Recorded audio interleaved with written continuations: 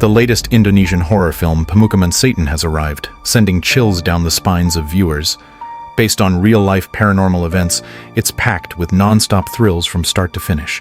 Grab your friends and watch it now. The movie begins in an abandoned house, rumored to be uninhabited for years, but with countless treasures hidden within. This rumor naturally catches Alan's attention. Alan's father is a gambling addict, deep in debt.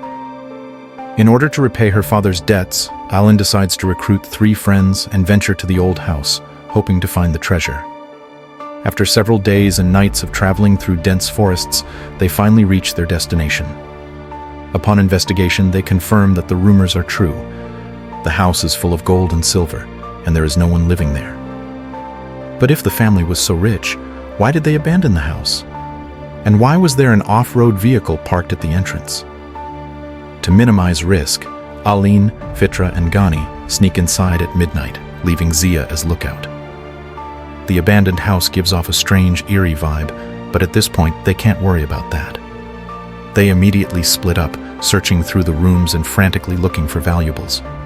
As Alan rummages through a drawer, suddenly, facing the automatically closing door and the ringing bell that followed, Alan thought it was just a coincidence, so she didn't think much of it. But just as she continued searching for the jewelry in the drawer, a shadow suddenly passed by the door. She heard footsteps coming from inside the house, and a sense of panic crept over her. She quickly turns around and sees Fitra's silhouette. Seeing this, Aline immediately follows. But in the dark hallway, there is nothing to be found. Could it have been a mistake? At this moment, Ghani, who heard the noise, also comes over. But Alan isn't the only one experiencing strange occurrences. Just earlier, Ghani found a large sum of cash inside a wardrobe and quickly pocketed the money. After taking all the cash, he decided to reach further into the wardrobe to see if there was anything else of value.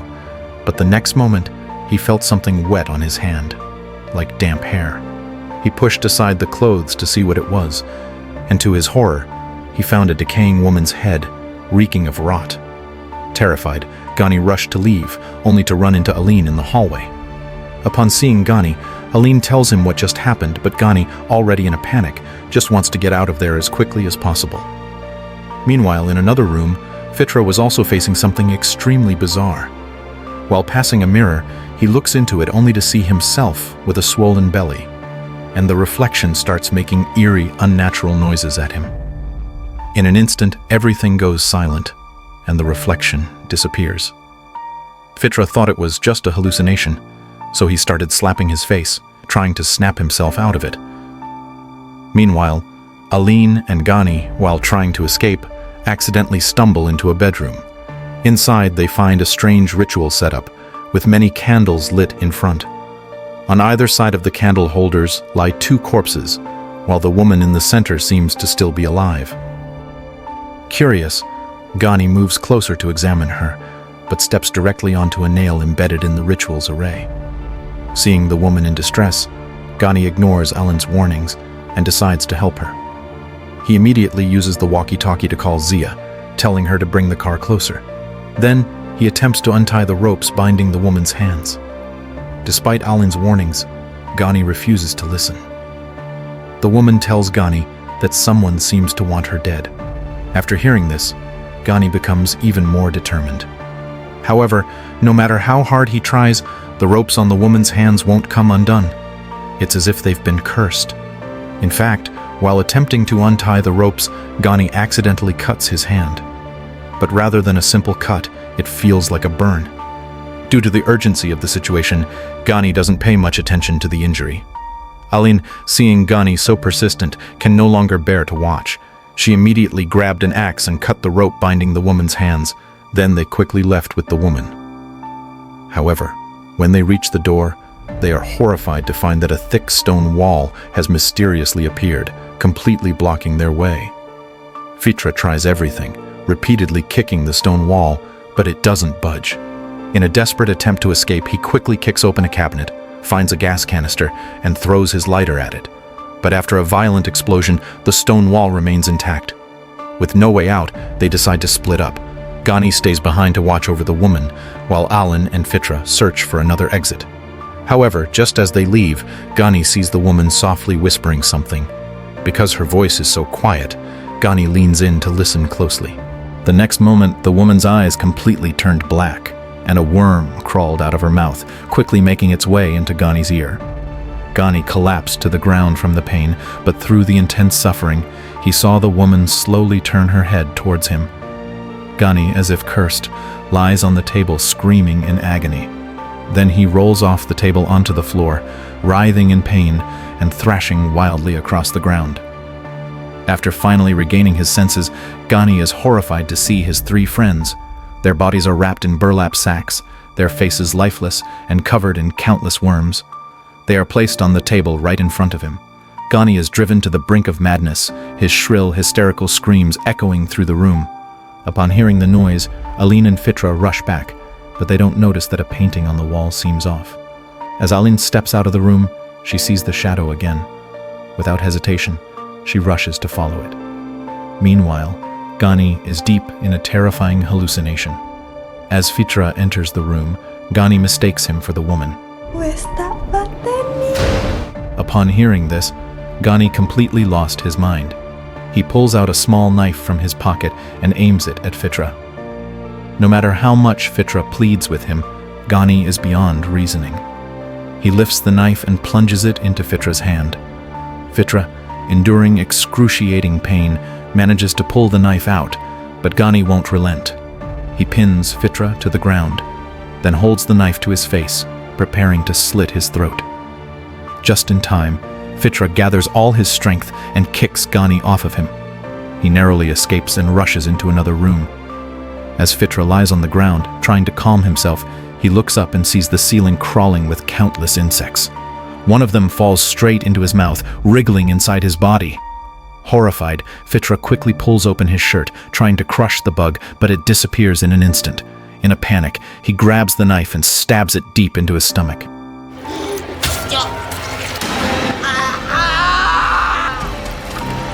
At the same time, the insects on the ceiling rain down on him like a downpour. Meanwhile, Aline, chasing the strange shadow, accidentally stumbles into a hidden room. She turns on the light and is greeted by the sight of countless creepy dolls. At that moment, a bug falls from the ceiling and crawls into Ellen's clothes. But she doesn't notice. She continues searching for the figure. Just then, she suddenly hears a series of banging sounds. Following the noise, she's shocked to find a little boy repeatedly banging his head against the wall. Aline is puzzled. How could there be a boy in this eerie mansion? But the boy remains silent, handing her a newspaper before vanishing into thin air. Aline, confused, looks around, but when she turns back, she pressed her body against the door, her heart leaping into her throat, but the knocking continued without pause. She's terrified, wondering if she's about to die here. Just then, a man appears behind her, and the knocking stops abruptly. Europe then drags Gani into the room and sprinkles powder over both of them. To their surprise, it only took a moment for the insects to crawl out of their bodies, and then Urip crushed them with a single stomp. As the insects left their bodies, they began to gradually return to normal. It's then that Aline learns the truth from Europe. It turns out that centuries ago, a shaman was executed by the king. Unwilling to die in vain, she planted a curse just before her death, ensuring that all royal descendants would be her companions in the afterlife. And in time, she would find the right moment to resurrect herself. The room they're in now belongs to a royal descendant, and the woman they found earlier is the shaman's descendant, the perfect vessel for her resurrection. As a powerful magician, Urip couldn't allow this to happen. He captured the woman to prevent the resurrection. However, before he could complete the final ritual, Aline and the others accidentally interrupted it. Now that the shaman has been fully resurrected, the only way to stop her is to find the sacred sword used by the king to behead the shaman. Coincidentally, Gani discovers a hidden hole in the room. They descend into the passage and, by sheer chance, find the sacred sword. But as Aline takes the sword, something seems to possess her. Her face grows serious as she grips the sword tightly, her pupils turning blood red. When she pulls the sword from its sheath, the ground beneath them rumbles, and the stone wall outside crumbles to dust, finally allowing them to escape the house. As they rise, they see the woman, now possessed by the shaman, slowly appearing before them. Her eyes are pitch black, and a chilling laugh escapes her lips. Then she crouched down and began chanting an evil incantation. Seeing this, Urip immediately tells Aline and Gani to leave, while he does his best to hold off the demon. But despite being a powerful magician, Urip is still only human. Faced with such a strong demon, he is quickly overpowered and grabbed by the arm. The demon violently rips Urip's arm off. In a final act of revenge against humanity, the demon begins chanting an incantation, resurrecting all the family members. But these resurrected individuals are like mindless zombies, frantically rushing into the courtyard and searching for food. When Aline and Gani witness this horrifying scene, they panic and flee. But the main gate is locked, and Gani uses his own body as support to help Aline climb over the wall. To buy her more time, Gani charges at the zombies alone. Although Gani manages to defeat the zombies, he is suddenly bitten to death by Fitra, who appears out of nowhere. Watching this tragic scene, Aline is heartbroken. But she knows Gani's sacrifice won't be in vain only if she escapes safely. Just as she was about to drive away, the demon suddenly appeared in the middle of the road, holding Urip's severed arm and grinning wickedly. Filled with rage at the demon for killing her friend, Aline floors the accelerator, charging straight at the demon.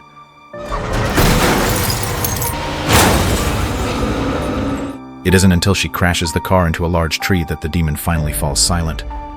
Just as Aline rushes to check on Gani's injuries, a strange sound suddenly comes from behind her. It turns out that such an injury was not enough to kill the demon. It simply uses its hand to shove its own intestines back inside. With no choice left, Alan grabs the sacred sword and charges toward the demon, determined to end this once and for all. After a fierce and desperate battle, Aline finally manages to defeat the demon. And that's the end of today's story. See you next time.